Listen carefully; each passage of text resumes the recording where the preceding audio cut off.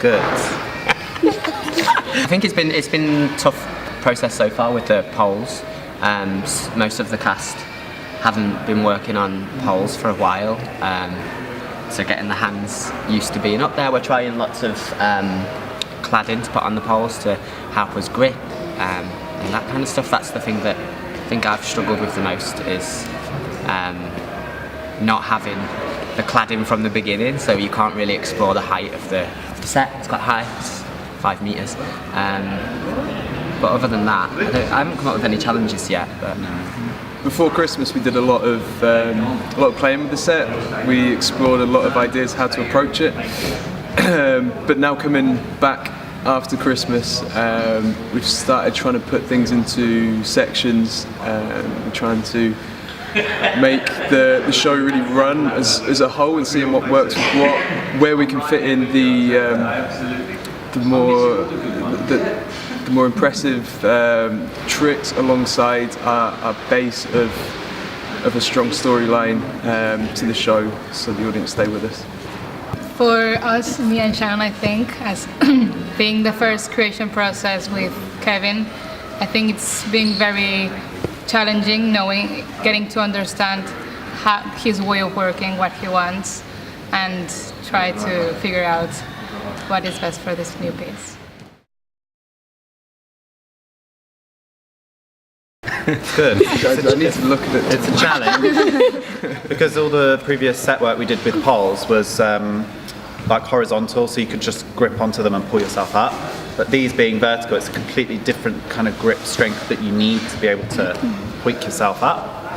We've had some fun workshops with some pole dancers who have taught us a few things, and some of the circus artists from No Fixed Day and Block have been rehearsing Block, so we've kind of got some of their ideas and tips for how to move around this sort of environment.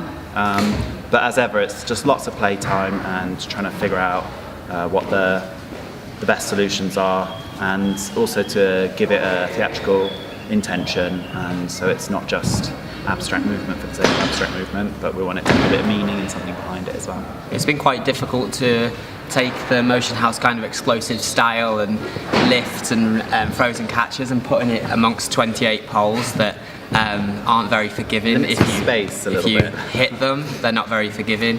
And yeah, like Al said, it limits your space, and something you can do on the dance floor you then bring into this set, and people's shins get hit on poles, or your hand or your elbow. So it's really restricting, but I think it's pushing us to find a different vocabulary that we've not kind of accessed yet. I think when we've been trying to create movement, it's talking about what Danny was going on. Because of the amount of poles, it's really restricting our movement, so it's just finding ways that we can still have that expansion in our movement with the restriction of the poles. We're also trying to find like new ways of working with the poles, so I think when you look at it, you might think that's a forest of poles in the wild, but we're actually trying to look at it as a more urban kind of thing as well, and seeing how we can change the environment so that it's not all about the wild, it's maybe about the wild in the urban life and stuff like that. And also we found that the poles are actually quite slippy, so we're trying to work with lots of different cladding. So we've got a few different ones that we've been working with, and we're trying to just see which one is the best ones for our hands and feet.